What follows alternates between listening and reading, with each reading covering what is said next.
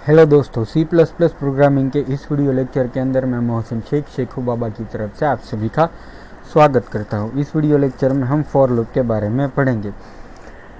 Basically for loop क्या है, तो for loop is a loop जो रिपीटेशन करता है कंट्रोल स्ट्रक्चर को और हमें अलाउ करता है कि हम एफिशिएंटली राइट कर सके लूप को, जो एग्जीक्यूट करती है स्पेसिफिक नंबर के टाइम द्वारा, यानी कि हम जो भी नंबर प्रोवाइड करें उतनी टाइम वो लूप एग्जीक्यूट होती है।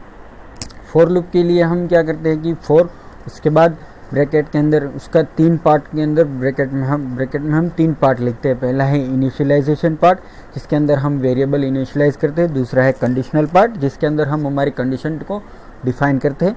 तीसरा पार्ट है इंक्रीमेंट या फिर डिक्रीमेंट पार्ट, कि इसके अंदर हम हमारे लूप की जो वैल्यू को बढ़ाते हैं या फिर घटाते हैं।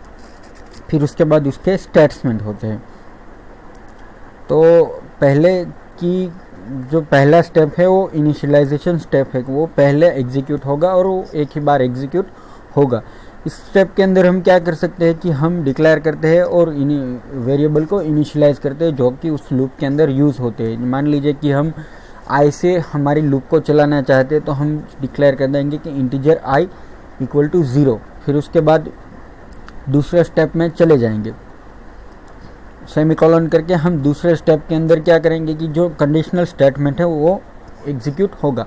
तो अब हम उसके अगर उसको डिफाइन कर दे कि आई इक्वल टू 0 फिर सेमीकोलन और आई लेस देन इक्वल टू 10, तो अब क्या होगा कि आई लेस देन इक्वल टू 10 ही है, क्योंकि आई की वैल्यू यहाँ पर हमने 1 डिफाइन की।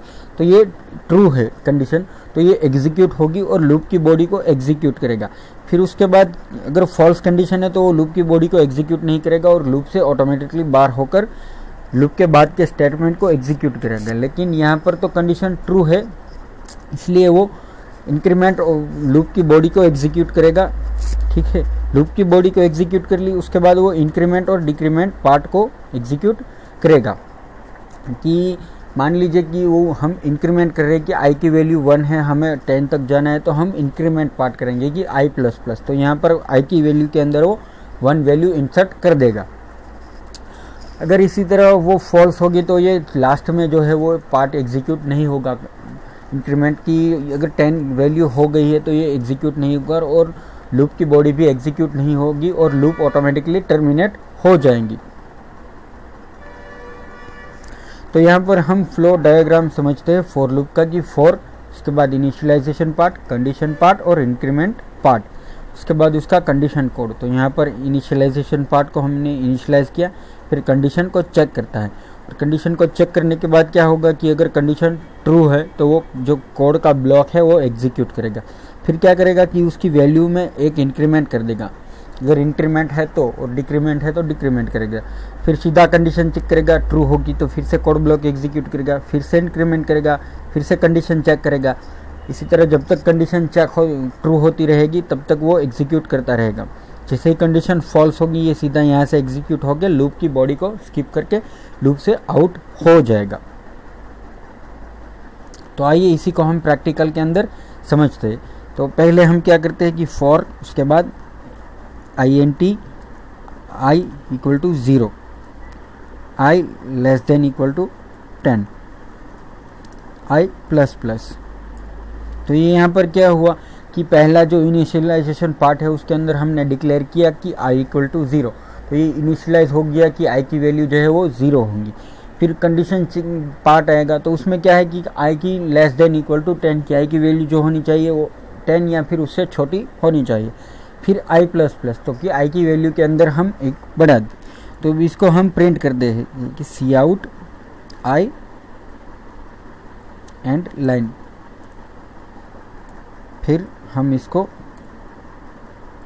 रिटर्न 0, इसको सेव करते हैं और उसको कंपाइल और रन करते हैं।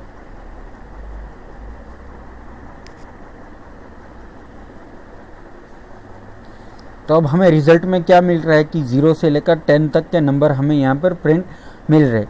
क्योंकि हमने आई की वैल्यू 0 रखी थी इसलिए यहाँ 0 से स्टार्ट हो रहा है, अगर 1 रखेंगे तो 1 से ही स्टार्ट होगा। तो ये हमारे इंक्रीमेंट वाले पार्ट हो गए। अब हम इसको डिक्रीमेंट के अंदर करते हैं। यहाँ पर ग्रेटर देन इक्वल टू 1 और I माइनस माइनस। इसको सेव करते हैं और कंपाइल और रन करते हैं। तो अब इस प्रोग्राम में क्या होगा कि ये 10 से लेकर 1 तक को प्रिंट करेगा। अगर सेम इसी तरह हम 0 रख दें यहाँ पर, less than equal to 0, compile और रन करें, तो ये यहाँ पर उल्टी प्रिंट करेगा कि 0 से लेकर greater than equal to 10 plus plus कर देते हैं, i इक्वल टू 1 वैल्यू डाल देते हैं।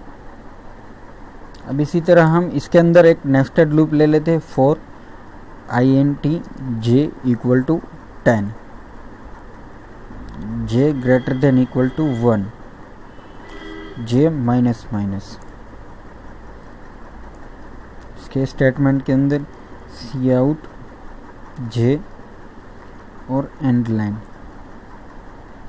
इसको सेव और कंपाइल करके रन कर देते हैं।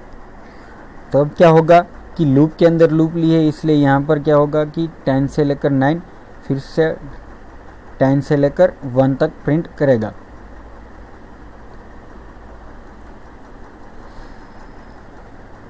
तो उम्मीद करता हूँ कि ये फॉर लूप का वीडियो लेक्चर आपको पसंद आया होगा। अगर आपको ये वीडियो लेक्चर अच्छा लगा और आप ऐसे ही हमारे वीडियो लेक्चर पाना चाहते हैं तो हमें सब्सक्राइब करें। इसके अलावा अगर आपको ये वीडियो लेक्चर अच्छा लगा तो आप हमें लाइक दें, आप हमारे वीडियो के ऊपर कमेंट कीजिए, और इसके अलावा अगर आपको कोई भी क्वेश्चन है तो आप नीचे कमेंट में उसको पूछ सकते हैं। हमारे वीडियो देखने के लिए थैंक यू, और अगले वीडियो तक के लिए गुड बाय।